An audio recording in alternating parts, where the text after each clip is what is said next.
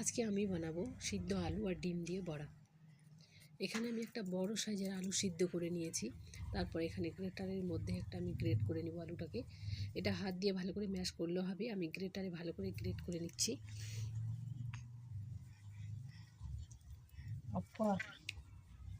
দুইটা ডিম নিলে একটা বড় সাইজের আলু নিলেই হবে। তোমরা যদি ডিমের পরিমাণ বাড়াও তাহলে আলুর পরিমাণও বাড়াতে হবে। এখানে আমি দুইটা ডিম নেব, তাই আমি একটা আলু নিয়েছি।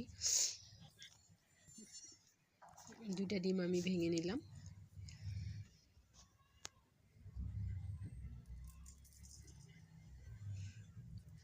এবার আমি এখানে দিয়ে দিলাম একটু হলুদ গুঁড়ো, ধনে গুঁড়ো, গোলমরিচের গুঁড়া,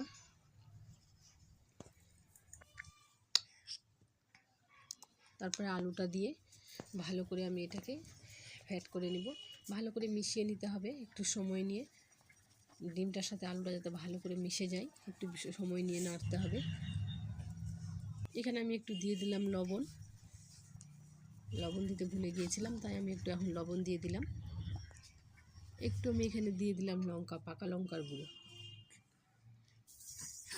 এখানে আমি একটা প্যানের মধ্যে সরিষার তেল দিয়ে তেলটাকে ভালো করে গরম করে নিয়েছি। তারপর একটা চামচের সাহায্যে আমি ছোট ছোট করে গোল গোল করে বড়াগুলি ভেজে নেব। তোমরা চাইলে একেবারে বড় করে ভেজে নিয়ে পিস পিস করে কাটতে পারো, কিন্তু আমি ছোট ছোট গোল গোল করে ভেজে নেব।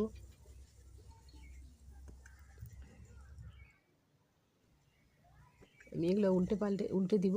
হয়ে গেছে, ভালো করে উল্টে পাল্টে ভেজে নিব।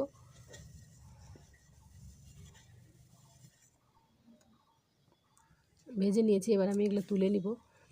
এই তরকারিটা খেতে কিন্তু অনেক মজা হয়।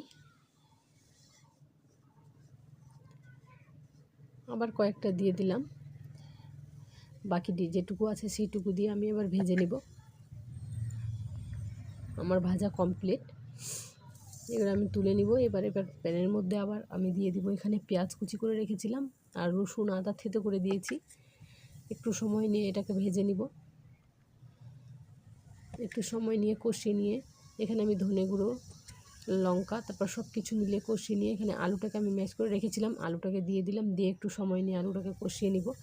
কষা হয়ে গেলে আমি এবার দিয়ে দিলাম জল দিয়ে একটু ভালো করে ফুটিয়ে নিব। এবার দিয়ে দিলাম আমি গরম মশলার গুঁড়ো। তারপরে একটু সময় নিয়ে ফুটিয়ে তারপর আমি বড়াগুলো উপর থেকে দিয়ে দিলাম। এবার ভালো করে ফুটিয়ে নিয়ে, ঝোলটা খুব সুন্দর হয়েছে, গাঢ় গাঢ় হয়েছে, খেতে কিন্তু ভালো লাগে। অবশ্যই একবার তোমরা বাড়িতে ট্রাই করে দেখবেন।